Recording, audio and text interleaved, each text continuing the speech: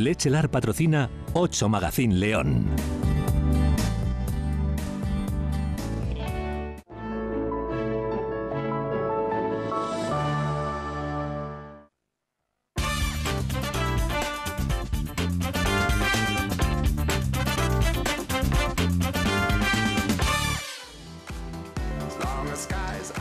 Ya han visto que hemos estado, mientras veíamos la publicidad, me acompaña, bueno, pues el secretario del Instituto Bíblico Oriental, aquí en León, un lugar que, como le he dicho, hay que conocer. Mario, buenas noches, bienvenido. Buenas noches, muchas gracias. Porque vamos a conocer, bueno, vamos a intentar resumirles un poco cuál es el legado de los judíos, el que dejaron aquí en tierras leonesas, en los aproximadamente 5 siglos que convivieron aquí, pero que, bueno, pues también queremos ver, de alguna forma, incluso trasladarnos hasta el lugar, virtualmente, por supuesto, hasta el lugar desde donde se veía la ciudad, donde estaban ellos y donde se veía la ciudad, porque esa es la primera pregunta por la que quiero comenzar. ¿En qué punto podemos localizar la judería Aljama de aquí de León? Bueno, pues en realidad eran 2, lo que pasa es que no coincidieron en el tiempo. La más antigua, pero que se consideraba parte de la ciudad de León, era la famosa aljama del Castrum Judeorum, popularmente conocido como el Castro de los Judíos, que es el que da el nombre al barrio de Puente Castro, de León. Allí se instala un poblado, originalmente alrededor de un castillo del rey, porque los judíos en aquel momento eran considerados propiedad real. En una de las fortificaciones más importantes porque, bueno, vigilaba la entrada de la ciudad por el Camino de Santiago. Por eso, de ahí la importancia también, ¿no? Por supuesto. Sí, eso desde luego. En las excavaciones arqueológicas que se realizaron a principios de este siglo, dirigidas por la Universidad de León, se encontraron, vamos, numerosos restos que vinculaban las actividades de esta primera comunidad judía, pues sobre todo con el comercio, y bueno, se ve que por el tránsito de peregrinos, pues toda la colección numismática, los objetos, etcétera, etcétera, coinciden con eso. Ahí estamos viendo la imagen, lo que se ve desde el lugar, desde ese lugar que nos comentas, ¿no? Sí. Bueno, pues ese alto tan conocido por nosotros, justo pues un poco más arriba a la izquierda de Puente Castro, lo que es la llegada de la 601 a la rotonda esta principal, donde Carrefour, sí. Vamos, pues ahí si vamos hacia Valladolid, a la izquierda, esa es la zona. Exacto, de hecho la entrada de la Nacional 601 pasa justo por encima de lo que era el cementerio, de donde se han encontrado una colección epigráfica excelente. De hecho es una de las mejores de España, por detrás de la de Gerona y de la de Toledo. Vamos a ver la segunda instantánea para ya ver exactamente el sitio desde donde se saca la fotografía. Ese es, ¿no? Ahí sí. Estaría ahí, ¿no? Más o menos. Ahí arriba justo vemos el depósito de agua de Puente Castro, que nunca se llegó a poner en funcionamiento. Ahí eso justo, no lo sabía. Sí, eso es justo el comienzo del Castro.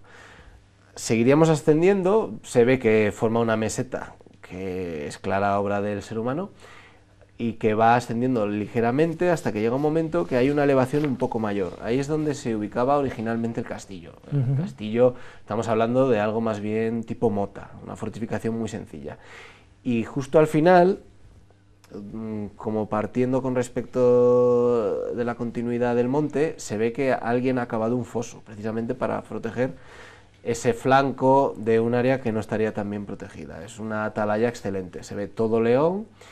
Y aparte de ellos, los judíos de allí sabemos que tenían a su cargo la seguridad del recinto, o sea, podían portar armas.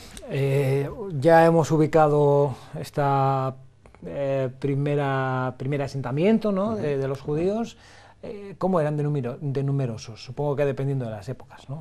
Sí, en Puente Castro hay un cálculo que indica que sería alrededor de entre 350, 400 a lo sumo. Hay pues 2 o 3 grandes áreas en blanco que se han descubierto gracias al examen de lo que son los restos en superficie y bueno, también al georradar principalmente, que desvelaría primero la existencia de probablemente una sinagoga y luego otros espacios. ¿Y a qué se dedicaban? Pues ese es el quid de la cuestión. Las excavaciones arqueológicas nos confirman que en parte eran agricultores, como el resto de la comunidad, el resto de sus convecinos leoneses, y también, por supuesto, comerciantes. Los judíos son muy conocidos por sus habilidades comerciales. Sí, las transacciones, ¿no? Lo que es el la comercio. venta. Sí. Además estaban en un punto privilegiado, el Camino de Santiago pasaba justo por debajo y muchos peregrinos desde luego se acercaban allí. Supongo que también dependiendo de la ley o el fuero les permitían hacer unas cosas u otras, ¿no? Porque no podían hacer lo que quisieran. Sí, porque además las leyes, sobre todo en la Alta Edad Media, fueron de altos y bajos para los judíos. En 1055 el Concilio de Collanza es muy restrictivo con respecto a esta comunidad, pero luego lo cierto es que con Alfonso VI disfrutan como de mayores privilegios. Se cree que él es el que crea este castro de los judíos en Puente Castro, principalmente para aglomerar a lo que serían comunidades dispersas por toda el área del Alfoz. Les entrega además el derecho a portar armas, es decir, de la autodefensa, y ahí vivían sin ser molestados. Y la arqueología confirma que, bueno, que sobre todo por los restos de animales, entre los que no se encuentra el cerdo, que la población de ahí sería casi exclusivamente judía. Vemos una imagen también, una instantánea del monolito que en el parque de Puente Castro, ahí la estamos viendo, pues rinde homenaje a estos judíos, ¿no? en esta época. Es importante también tenerlo en cuenta. Lo tienen en Puente Castro, si se acercan hasta allí, este es el monumento. Ya que hablamos de los derechos que tenían los judíos, ¿se les reconocía entonces la igualdad entre cristianos o en un primer momento no, después de esta ley que nos dices ya sí, podían hacer prácticamente lo que podía hacer un cristiano, ¿no? No, porque para empezar eran considerados propiedad del rey. Es verdad que, sobre todo en la época del Reino de León, antes de la Unión de las Coronas, en 1230, la situación del judío era mucho mejor que lo que fue posteriormente, principalmente por eso, por la libertad que tenían de residir donde ellos quisieran. Es verdad que se les agrupa en determinados centros urbanos, pero porque al ser propiedad del rey, pues en cierto modo decidía totalmente su ubicación. Sí, es decir, pero bueno, como su vida en como general. el resto de ciudadanos, sí, todos los ciudadanos del Reino de León eran libres en principio, o en mayor o menor medida, pero hasta donde sus obligaciones pecuniarias se lo permitían. ¿Cuándo se vio truncada su vida, la vida en este lugar, en Puente Castro? ¿Cuándo tuvo un punto de inflexión su historia? Pues concretamente en la destrucción de este asentamiento. Ahí hay que tener en cuenta que era una comunidad de verdaderos sabios. La sinagoga era una de las más importantes del norte de Sefarad, que es como ellos llaman a España. De hecho, es destruida el 25 de julio de 1196 por el ejército coaligado de los reyes de Castilla y de Aragón, que al no poder destruir ni Astorga ni León por estar muy bien fortificadas, dirigen sus codiciosas miradas hacia el asentamiento de Puente Castro. ¿Por qué lo hacen? Pues porque saben que es un centro comercial de primer orden y las fortificaciones no van a resistir un envite rápido como el que planearon. ¿Y qué pasa con ellos? El asentamiento es destruido, saqueado, y la comunidad judía, por seguridad, es trasladada de la zona alta de Puente Castro a donde se configura lo que se llama la judería bajo medieval, que es la zona de la plaza de San Martín y sobre todo la calle Misericordia, que es donde sabemos que se encontraba la sinagoga. No sabemos en qué número exactamente, pero por la documentación que se ha conservado, tuvo que ser en esa zona. Tengo aquí que la actual calle de Santa Ana, antes calle Silvana, debía su nombre a una importante familia judía Silván. Sí, los Silván fueron una de las familias más importantes, pues muy relacionado con todo este tema del comercio, sobre todo porque es verdad que existieron agricultores e incluso judíos que tenían bodegas de vino, pero sobre todo en la Baja Edad Media lo que se van a dedicar es al comercio, a las transacciones, al cambio de moneda, un poco a los oficios que por ley los cristianos no podían, sobre todo la usura. Cuando se tuvieron que trasladar aquí a la ciudad, después del saqueo de Puente Castro, ¿cómo fue su vida? ¿Cómo fue la vida de los judíos aquí en en la ciudad, no sé si entre muros, ¿no? O entre murallas. Sí, estaban dentro de los muros, pero algunos también residían en lo que hoy llamamos el barrio de Santana. Esas casinas que fueron destruidas a finales de los 80, principios de los 90, que son las típicas casas de soportal, muy similar a las que encontramos en la Plaza del Grano, si bien no son tan antiguas como los tiempos de la judería, sí que nos indica un poco esa arquitectura típica, y ahí se asentaron parte de estos miembros de la comunidad judía, pero sobre todo el centro, ya digo que fue la calle de Misericordia, la antigua Caldemoros. De hecho, hace unos años se descubrieron en la zona de la Plaza de Riaño, haciendo esquina con la calle de las Cercas, unos restos del arco de la calle Caldemoros, que hoy está debajo de una casa, pero que en aquel momento pues, estaba libre de edificios. Ahí Alejandro Valderas cree que estuvo el tribunal judío, una especie de sala que estaba construida justo encima de la bóveda de la puerta. Seguimos hablando de esto, pero sí no me gustaría olvidarme de imágenes, elementos judíos que tenéis en el Museo Bíblico Oriental. Vamos a ver, por ejemplo, explícanos qué es esto que vamos a ver ahora mismo.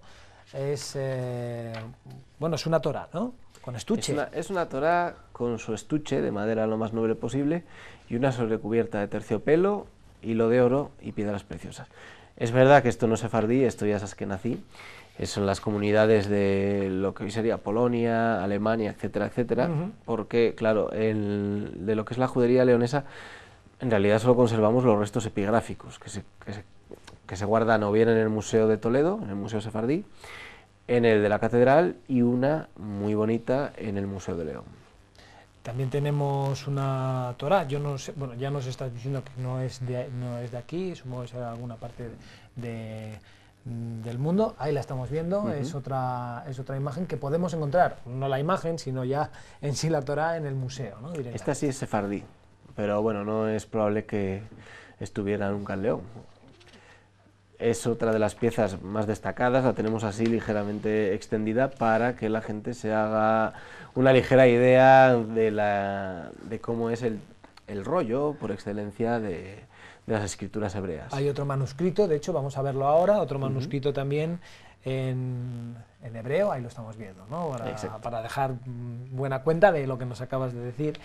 Y me ha llamado mucho la atención la siguiente instantánea, Carlos, la del manuscrito y el yad. El yad. El yad, que es lo que está justo a mano derecha. A mano derecha. Que significa mano en hebreo. Es un señalador. En este caso lo vemos hecho el mango de marfil y lo que sería el puntero con forma de mano. Para seguir la lectura, ¿no? Exacto. Es muy fácil cuando se lee hebreo saltarse de una frase a otra. Y bueno, que hay que evitar tocar el texto porque es sagrado. Sí, por supuesto. Se les entierra como a personas. De hecho, cuando se deterioran, los rollos de la Torá hay que enterrarlos. Es algo muy curioso. Vamos a dejarlo ahí, Carlos. Vamos a seguir hablando de la historia de los judíos aquí en León y nos vamos a ir al siglo XV, justo antes de 1492. ¿Qué era lo que tenían que hacer los judíos? O mejor dicho, tengo entendido que se les marcaba o se les pintaba con color amarillo, ¿no? Bueno, es verdad que la comunidad judía leonesa, pues con respecto a otras zonas, sobre todo en Andalucía y en gran parte de lo que sería el Reino de Castilla, tuvieron que hacer frente a afrentas del tipo llevar un tipo de ropaje que les distinguiera del resto de la población. En León, claro, es verdad que se aplicaron normas antisemitas, pero no sabemos hasta qué punto su aplicación fue más o menos llevada a cabo por las autoridades.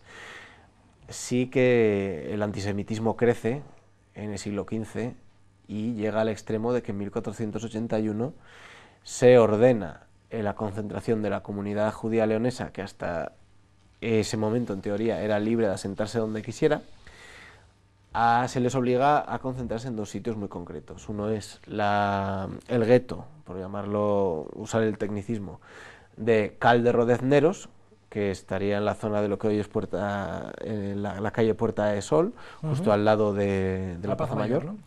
Y el otro sería el gueto de la calle Pequeñina, La calle Pequeñina. La calle Pequeñina, ya se dan un poco, vamos, ven la relación de las condiciones de vida. Es la calle que va desde la plaza de Don Gutiérrez, donde se encuentra el bar Liceo, hacia la Rúa, una calle muy estrecha, que incluso hoy en día es muy agobiante. Imagínense ahí 300 personas concentradas. Ya. Con la llegada de los Reyes Católicos, lógicamente ya Claro. la expulsión de todos los judíos, ¿no? Y luego, por o supuesto, conversión. la expulsión o conversión de la comunidad judía, que se produce, como bien se sabe, en 1492. Luego, bueno, está todo el fenómeno de los conversos, de los que se llamará marranos o cristianos nuevos, luego de los que deciden irse pero se arrepienten y vuelven, el fenómeno de los tornadizos. Ya. Es algo muy curioso. En el Museo de León, en la Catedral, en el Museo Sefardí de Toledo, se reparten algunas de estas, de algunos de los elementos que los judíos aquí en León tenían, sobre todo lápidas encontradas en las excavaciones, como nos dices, de los castros, supongo que también en el castro. No sé si esta lápida, por ejemplo, esta que tenéis en el mismo Museo Bíblico Oriental. No, esta está en el Sefardí de Toledo. Ah, en el Sefardí. Es una de las más destacables de toda España, por eso se la llevó allí. Corresponde a un tal Mar Yehudá, fue un personaje muy importante de la Jama leonesa y bueno, nos indica un poco la riqueza y la opulencia de una comunidad que vivía un poco de manera independiente al resto de la comunidad cristiana que residía en lo que había sido antes el recinto romano y el burgo que se va generando al sur de la muralla. Y bueno, pues yo creo que por su calidad, por la técnica en la que están talladas, nos hablan muy bien de la prosperidad de esa comunidad. Y la fotografía de la menorá, Carlos Ochoa, ¿esta está allí? Esta sí, ¿no? que está en el Bíblico y Oriental, es del siglo III y procede de la zona de Israel. No sé exactamente de dónde, ya, bueno, se ve. Lo he dicho bien, ¿no? Menorá. Sí, sí, menorá, muy Menorá. Bien. El candelabro típico de los judíos. Carlos Ochoa, estábamos en Jordania, pero no estábamos en Israel. Me dice Carlos, es que hace un año estábamos en Jordania. Sí, bueno, está al ladito, pero es verdad, pero bueno, elementos, por supuesto. Menorá sí había una... Bueno, que lo tenemos todo, si quieren ustedes acercarse al Museo Bíblico Oriental. Hemos hecho un repaso más o menos de, ¿cuánto? 5 siglos, ¿no? Aproximadamente. Aproximadamente. Para que vean, ¿no? Cuál es la presencia judía aquí, la que hemos tenido en la Edad Media, muy importante, y además con elementos que todavía a día de hoy se pueden vislumbrar. Por cierto, saben que hace tan solo unas semanas nos dejó Jaime Einstein. Nosotros hicimos además un especial sobre él, un judío muy importante para nuestra ciudad, nuestra provincia, ¿no? Porque la obra principal de Einstein es El Esplendor, en el que noveló la vida del rabino Moisés de León, probable escritor de la obra clave de la Cábala de Zohar. Zohar, ¿lo he dicho bien? Sí. Bueno, pues desde el ayuntamiento hay una petición popular para que el Ayuntamiento de León dedique una calle a Jaime Einstein. Y nosotros desde aquí, por supuesto, también nos sumamos. Es una petición muy importante. Jaime Einstein, que le conocimos además en Israel, estaba casado con una leonesa de aquí.